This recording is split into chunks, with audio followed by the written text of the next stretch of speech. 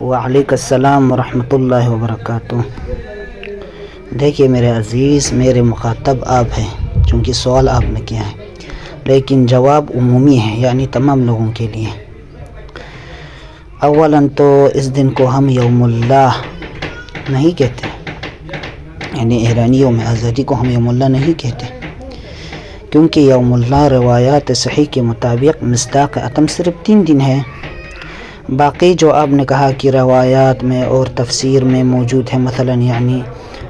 یوم اللہ اللہ کی نعمات مراد ہے، یا ظالموں کو اللہ کی طرف سے سزا دے تو یوم اللہ ہے، یا دیگر روایات، اور ان روایات سے سید احمد رضوی نے استدلال بھی کی ہے کہ ایران کے یوم آزادی یوم اللہ ہونے پہ۔ تو ہم جواب کے عنوان سے چند مطالب آپ کی خدمت میں پیش کرنے کی کوشش کریں کہ اولاً تو میں کہتا ہوں کہ جو روایات سید صاحب نے پیش کی کہ جس میں یہ تفسیر موجود ہے، یعنی یوم اللہ نعمات خدا یا ظالموں کو سزا دینا، وہ ضعیف روایت ہیں، اور ضعیف خود سید صاحب جائے تلاش کرے، روایات مرسلہ ہے یعنی ضعیف، در حال کہ آیت اللہ سید روح اللہ خمینی نے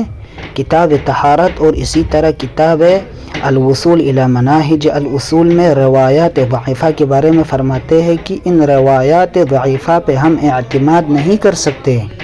اور جائز نہیں ہے کہ ہم یعنی اس پہ اعتماد کریں، روایات ضعیفہ پہ۔ متعدد موارد میں اس کی طرف اشارہ ہے۔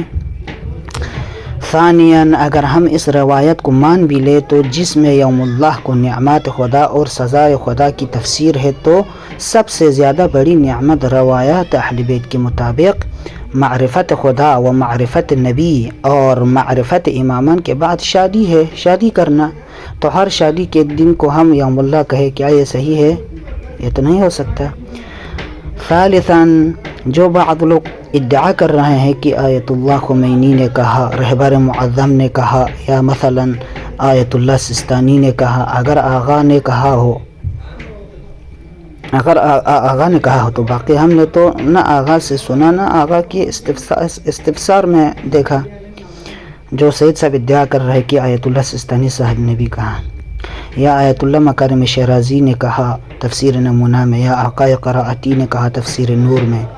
ان حضرات سے ہم کہیں گے کہ اولاً فقہاء اور مجتہدین کا قول صرف احکام فروغ دین میں حجت ہے،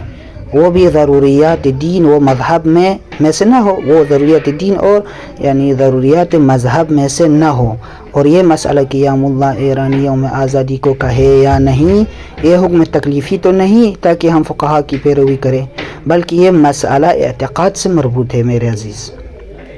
جس میں تمام فقہاء کے نزدیک تقلید حرام ہے۔ اور مفسرین کے اقوال اگر آیات قرآنی اور اہل بیت کے احادیث سے تائید نہ ہو، وہ خود مفسر کے حساب سے ہے، مفسر کے حساب سے یہ خود اس کے لیے حجت شخصی ہے، نہ کہ حجت نوعیتا کی تمام لوگوں کے لیے حجت ہو، جیسا کہ آیت اللہ خوئی رحمۃ اللہ علیہ نے اس مسئلے کی طرف اشارہ کیا ہے کتاب البیان میں۔ ثالثاً ایرانی یوم آزادی ان نعمات میں سے ہے جو روایات میں موجود ہے، یہ کہاں سے ثابت ہے؟ میں آپ سے سوال کرتا ہوں، یہ کہاں سے ثابت ہے؟ یہ فقط ایک مدعا ہے، دلیل کہاں ہے؟ قرآنی دلیل یا روایتی دلیل یا عقلی دلیل جو عقل سلیم قبول کریں؟ تو نتیجہ یہ نکلتا ہے کہ میرے عزیز یوم آزادی ایران کو یوم اللہ کہنا صحیح نہیں ہے۔ اس دن چراغان کرنا بھی کوئی ثواب نہیں، ان پہ مال خرچ کرنا بھی فائدہ نہیں۔ اگر کوئی آیات قرآنی کی تفسیر اس یوم پہ کرے 22 بہمن پہ، تو تفسیر بالرأی ہے، جس کی روایات اہل بیت میں سخت مذمت اور سزا کا وعدہ ہے۔ رہی آپ کی یہ بات کہ 15 شعبان کی رات کو چراغان کرنا اور اس پہ مال خرچ کرنا، کیا یہ جائز اور ثواب ہے؟ تو غور سے جواب پہ توجہ دے۔ جی ہاں، اس رات کو چراغان کرنا، اس پہ مال خرچ کرنا جائز اور مستحب ہیں، اس پہ ثواب ہے،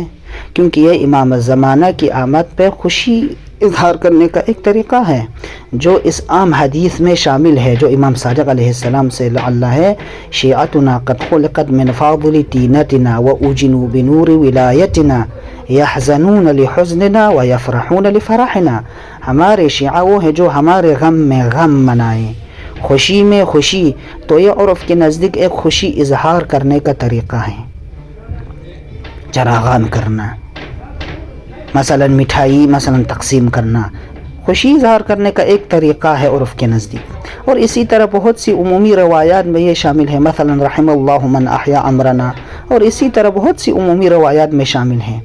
جیسا کہ صاحب مغیال مکارم اور بعض دیگر کتابوں میں اس مسئلے کو یعنی 15 شعبان کی رات کو چراغان کرنا مستحب اور باعث اجر و ثواب قرار دیا ہے۔ تو آخر میں دو اہم نقطوں کی طرف اشارہ کرنا مناسب سمجھتا ہوں کہ وہ نقطۂ اولا یہ ہے کہ اس رات کو امام زمانہ کی آمد کے عنوان سے، یہ جو میں آخر میں دو نقطہ جو میں آخر میں بیان کرنے کی کوشش کروں گا، یہ تمامی حضرات سے گزارش ہے کہ توجہ دیں۔ نقطۂ اولا، اولا اس رات کو امام زمانہ کی آمد کے عنوان سے چراغان کرے، نہ کہ شب برات کے عنوان سے، چونکہ شب برات کا یہ عنوان اہل سنت کے نزدیک ہے، ہمارے نزدیک نہیں ہے۔ تو بہتر ہے کہ ہم اس رات کو شب برات کا عنوان نہ دیں، بلکہ امام زمانہ عجل اللہ تعالی فرجہ شریف کی آمد پہ چراغان کرے، اس عنوان سے چراغان کرے، مثلا مٹھائی تقسیم کرے، مبارکبادی پیش کرے مؤمنین مؤمنات کی خدمت میں۔ دوسرا نقطہ جو بعض حضرات کہتے ہیں کہ مثلا یعنی رات کو قبرستان میں جانا مکروہ ہے، اور اگر کوئی 15 شعبان کی رات کو قبرستان میں جائے تو مکروہ ہے، کما ان کے بعض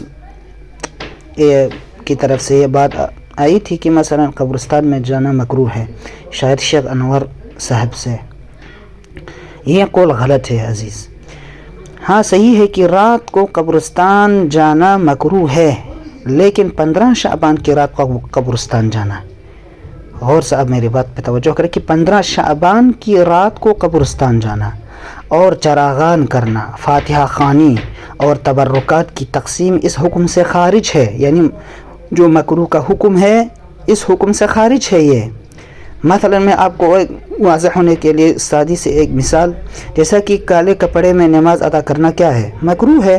لیکن ایام محرم میں معصومین علیہم السلام کے ایام شہادت میں کالا کپڑا پہننا اور نماز ادا کرنا مکروہ نہیں ہے، اس حکم سے خارج ہے۔ اسی طرح